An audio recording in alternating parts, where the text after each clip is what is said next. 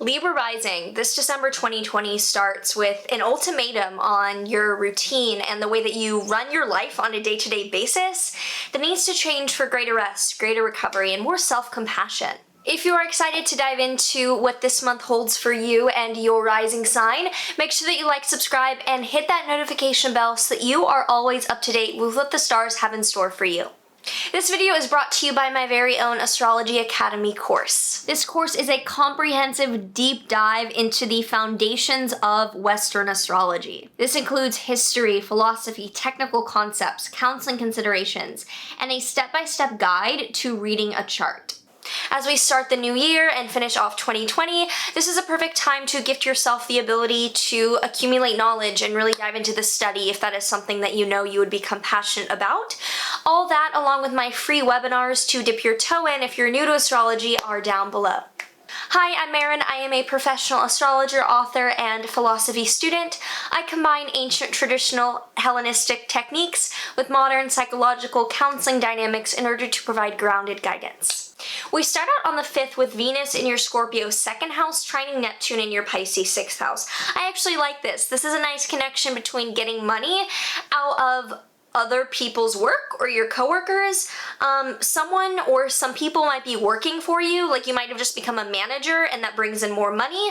You could also be a doctor or someone who like makes money off of people working in a medical field. Yeah, so that's the beginning of the month is cute with that.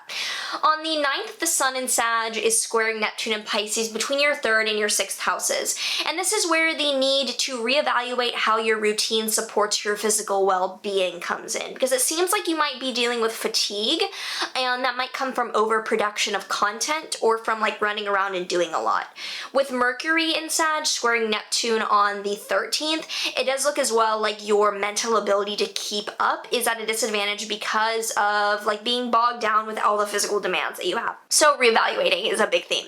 On the 14th, there's a solar eclipse at 23 degrees of Sag in your 3rd house. I have a full video on this that will be down below. Solar eclipses are big destructions that lead to new beginnings. They're like clearly like there's a new beginning because something fell through. And this is in your 3rd house of communication, siblings, and routine commute or travel. So a new beginning around the way that you structure your day or your routine might be coming along, or with your siblings. On the 18th, there is a Sun-Mercury cazimi in Sag. So some information is coming to light around your daily routine, around your siblings, or around like your daily commute that will help you out there. On the 21st, we then have a Jupiter-Saturn conjunction in Aquarius in your 5th house. I have a full video on the Great Conjunction down below. This is a big deal. This is a big, new, serious beginning for growth that takes dedication in your 5th house of creativity, children, and romance. So I think that you know which one of those things this applies to in terms of a commitment for the long term, but it looks like there's a new structure of reality forming there. On the 21st through the 25th, we also have Mars in your Aries 7th house, squaring Pluto in your Capricorn 4th house. This is not new, but this is an ongoing power dilemma between your relationship partner or a close bond. Affecting what your family expects or your living situation. Like whoever you're living with or your family or your parents is wanting to manipulate or change the person that is in a relationship with you, and that person is aggravated. Yeah, there's some tension there. On the 29th, we then have a full moon in Cancer in your 10th house of career. I have a full video on this down below, but this is a letting go. This is a chapter closing out in your 10th house of career and public image that you are letting go of.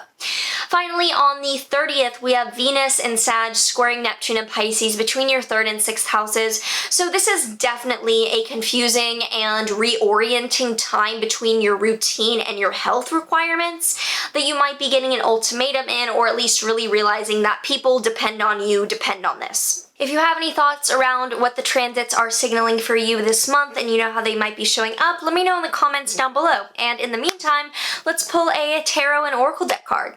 Tarot card for Libra Risings for December 2020. We have the 8 of Wands, which is the card of swiftness, and it's associated with things forming quickly. So you might be on a new project or a new commitment that is quickly like, I need to get my shit together with my day-to-day routine, so that I can take off into cyberspace, into the world with this project that I take seriously. For a Work Your Light Oracle deck card for Libra Risings December, we have Leap. You go first. The universe will catch you. Seems like an exciting month of embarking on a new project here, and that's going to require you to get on your energy management. So it does seem like a really inspiring new beginning for something creative, something content-wise for you that you just need to recalibrate for. If you enjoy this and you would like to check out my courses down below, such as the Astrology Academy or my Manifestation Mysteries of the Moon course, also a new course out on the moon, check those out down below, along with Rashi, my website to post your spiritual services if you are a professional. But otherwise, make sure that you like, subscribe, comment any thoughts you have down below. Do all the things as usual, sending so much love, and I will see you in the next one. There is one thing you're all